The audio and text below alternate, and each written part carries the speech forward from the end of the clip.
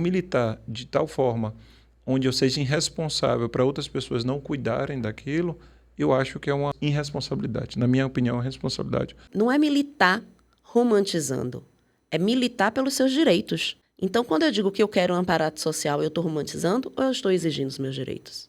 Eu espero que depois desse episódio ela ainda queira ser minha amiga, porque nós vamos falar sobre gordofobia.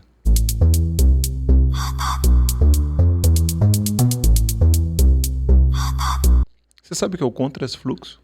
Fiquei perdida quando você falou, lembra? Não é nem o fluxo, nem o contrafluxo, nem o caminho do meio. Nossa autenticidade, né? Sobre autenticidade você conhece bastante. Eu tento.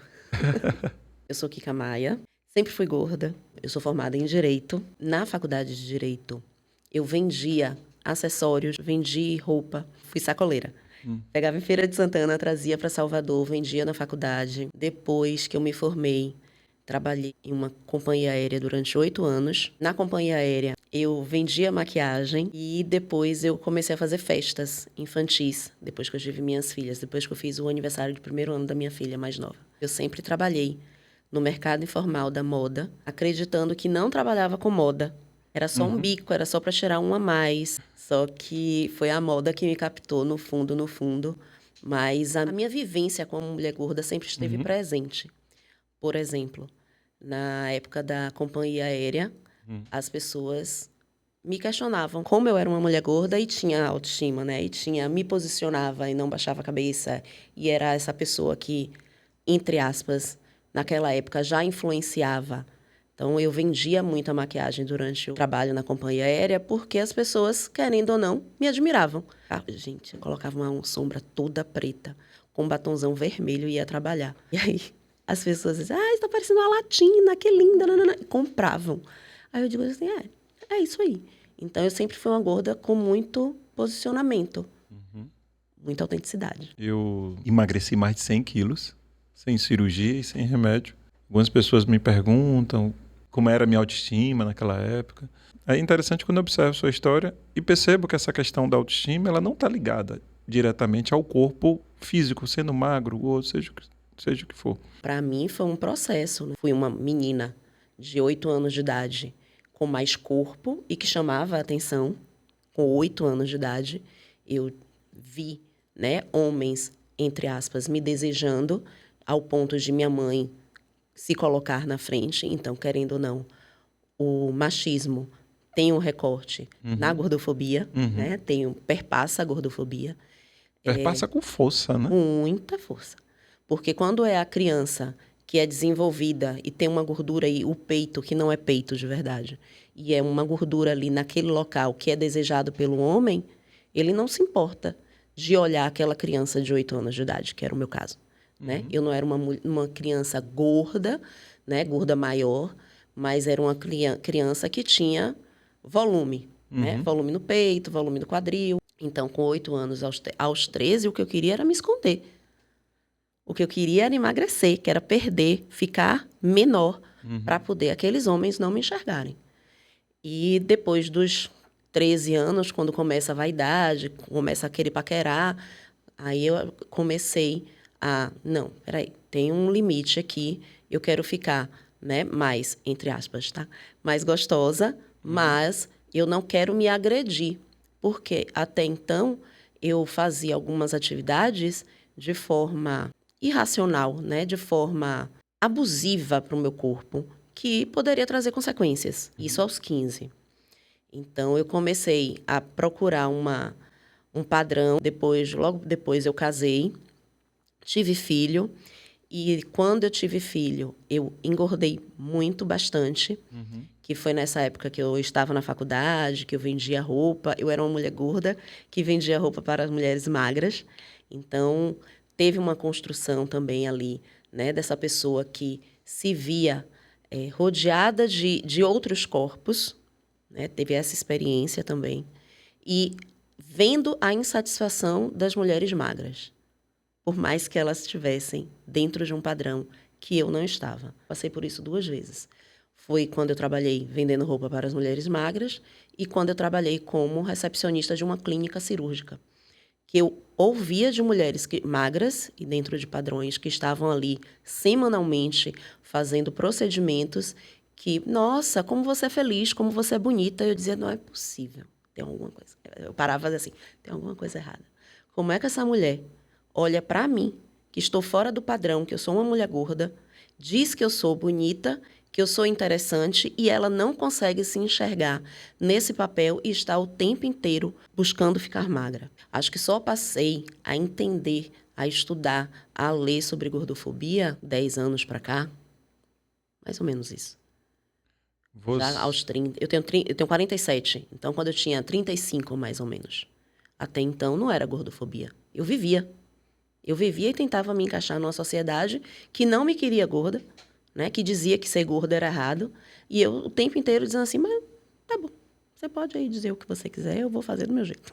O que é que eu vejo muito, Kika? Muitas vezes as pessoas ficam muito em polaridades, né? Corpo magro, saudável, ideal. Corpo gordo, autoestima. E as pessoas acabam não conseguindo se comunicar. Não se conseguem se comunicar. Fica cada um nessas suas polaridades. Vamos lutar contra a obesidade sem necessariamente sermos gordofóbicos? Então, eu acho que existe um gap social aí. A obesidade, ela foi tratada, né? Esse nome existe por causa da medicina. Sim. Então, a medicina cunhou esse termo baseado no IMC, né? Sim. Nas métricas de corpo, volume, peso. Né? Então, volume não. É corpo, medida e peso, né? Uhum. Então, faz um balanço ali. E a obesidade, vista dessa forma, passa a ser uma doença. Uhum. Porém, quando uma pessoa gorda, ela entra em um consultório médico, o médico não o trata como doente. Porque assim, Fabiana, se você, né, tem, nos livre, um câncer e entra em um consultório médico, esse médico vai lhe tratar como uma pessoa doente. Uhum. Você não é responsável por esse câncer, apesar de, né? A gente sabe que socialmente existem gatilhos para que o câncer se desenvolva. Sim. Então, mas ainda assim tratam como questões sociais. Sim. Se a pessoa gorda entra em um consultório e ela é a única responsável por aquela gordura, a gente tem um gap, né? Porque ou ela é responsável, Uhum. né? Ela é própria responsável, ou ela está dentro de uma sociedade que, querendo ou não, a gente vê o crescimento de pessoas gordas por causa justamente de questões sociais. Má alimentação, a forma como as pessoas têm hoje o emocional abalado e descontam na comida. A OMS já coloca isso como uma questão multifatorial. Então, a obesidade não é responsabilidade da pessoa, só que a sociedade não coloca dessa maneira. Então, fica um gap. Então, se você me perguntar hoje, Kika, você considera uma pessoa gorda uma pessoa obesa? Eu vou rir, porque eu digo assim, a gente senta aqui e vamos conversar. Uhum. Porque essa pessoa que está me perguntando isso vai ter que entender sobre IMC, Uhum. sobre a responsabilidade da medicina, a responsabilidade da saúde pública, né, do Estado em relação à pessoa gorda. Porque a pessoa gorda, ela precisa, uma vez que está dentro de um contexto social, de amparo social, de resoluções sociais. A pessoa gorda, que engorda porque come da indústria alimentícia o que é mais barato porque é uma pessoa pobre, ela precisa de amparo social. E a gente não tem nada disso. Então, é muito fácil dizer que a responsabilidade daquela pessoa gorda ser gorda é única exclusivamente dela. Porque aí a gente está tirando um monte de gente, a responsabilidade de um monte de órgão e um monte de pessoas. Faz todo sentido para mim. Então, eu não posso dizer que eu apoio o termo obeso, por exemplo. Uhum. Né? Eu questiono. Eu gosto de questionar. Por isso você está aqui. O lugar do contrafluxo não é para a gente ter uma resolução, né? Aqui é um lugar de se questionar para que a gente possa encontrar o próprio caminho, né? As pessoas que estão nos assistindo aqui, elas possivelmente estejam aí se questionando, né? Faz muito sentido para mim quando você fala sobre isso. É claro que eu entendo, sim, que a obesidade é uma doença, mas eu entendo que a responsabilidade não é apenas do indivíduo. Ele é fruto do que está sendo imposto, do que está sendo colocado aí. Então eu entendo que muitas vezes, muitas pessoas, né, como você disse, socialmente, elas muitas vezes não têm saída. Não tem saída porque não tem condições financeiras para sair daquela situação, porque é muito mais barato você comer uma comida extremamente industrializada do que você comer uma comida, entre aspas, saudável. Ela não consegue sair dali porque ela não tem acesso ao conhecimento. E aí, muitas vezes, ela não consegue sair dali porque ela também não tem suporte. Suporte psíquico, suporte de outros profissionais. Então, faz muito sentido para mim. Mas, por outro lado, militar de tal forma onde eu seja irresponsável para outras pessoas não cuidarem daquilo, eu acho que é uma irresponsabilidade. Na minha opinião, é uma responsabilidade. Não é militar romantizando, é militar pelos seus direitos. Porque se você não tem a instrução, o amparo social, né, a possibilidade, você tem os direitos. É você ter o direito de chegar em uma clínica para fazer o exame e, além do corpo magro, aquela clínica ter também aparelhos para te atender. E olhe que eu sou uma mulher gorda, magra, branca, com aceitável, que eu digo, né? Palatável. Uhum. Eu sou uma mulher branca, eu sou uma mulher de cabelo liso, eu sou uma mulher de traços finos, isso tudo tem a ver com gordofobia. Uhum. Eu sou uma mulher com instrução, né? Com escolaridade, e eu sou uma gorda menor.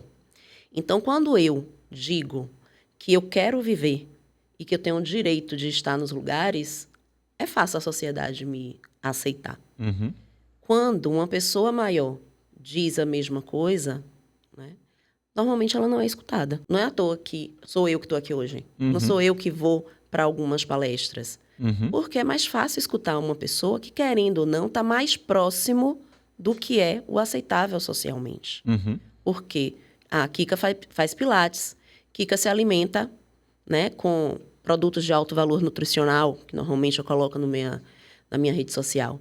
Só que eu quero chegar, por exemplo, em um espaço e que nesse espaço o Fabiano, de 10 anos atrás, eu não precise virar para o garçom e diga assim, ó, meu amigo está chegando, eu gostaria que você colocasse 2 cadeiras uma em cima da outra, porque a sua cadeira é frágil, para que ele chegue e não se sinta desconfortável socialmente. Então, essa pessoa tem direito, como legal, Claro. de estar em todos os lugares. Sim. E aí, a sociedade, ela impõe o corpo magro a partir do momento que ela não dá amparato social. Então, quando eu digo que eu quero um amparato social, eu estou romantizando ou eu estou exigindo os meus direitos? Está exigindo seus direitos. Quando eu digo romantizar, não é exatamente daí. É exatamente quando a pessoa simplesmente pega um TikTok da vida e tem um número enorme de seguidores e não traz essa construção que você trouxe. Não mostra socialmente esses atravessamentos. Na minha concepção, eu acho que isso é responsabilidade. Inclusive a rede social, né? A gente constrói pessoas vazias, muitas vezes. Sim. Muitas vezes. Vazias, que não se aprofundam nos temas Uhum. e que se tornam pilares, né? Que se colocam essas pessoas em pedestais. E aí, às vezes, tem pessoas que têm profundidade, que têm o que dizer, que não são ouvidas. Porque o que a gente quer é frase de efeito em rede social. A gente, entre aspas. Uhum. O que as pessoas querem é frase de efeito. Então, é muito mais fácil você ouvir e dizer que aquela pessoa está certa, sendo que ela só solta uma frase, do que escutar o que a gente está conversando aqui agora. Então, por rede social, fica mais difícil ainda. E faz todo sentido para mim. Hoje eu resolvi fazer uma coisa diferente, que talvez vire um quadro aqui no Contrafluxo. É quando o convidado faz uma pergunta. A quem interessa, nesta sociedade, que a gente não debata de forma profunda a gordofobia? Quem é que está ganhando? Quem é que ganha nesta sociedade? São as pessoas gordas? Lembra que eu disse assim, eu hoje tenho um pensamento para a vida multifatorial, como eu te disse, né? Assim, eu não consigo enxergar uma coisa só como classista, racista. A nossa sociedade é cheia de preconceitos. A gordofobia não vem só ela, pura, única, exclusiva. Uhum. Então, quando uma mulher gorda, como eu, se coloca no mundo, ela tem um tipo de gordofobia.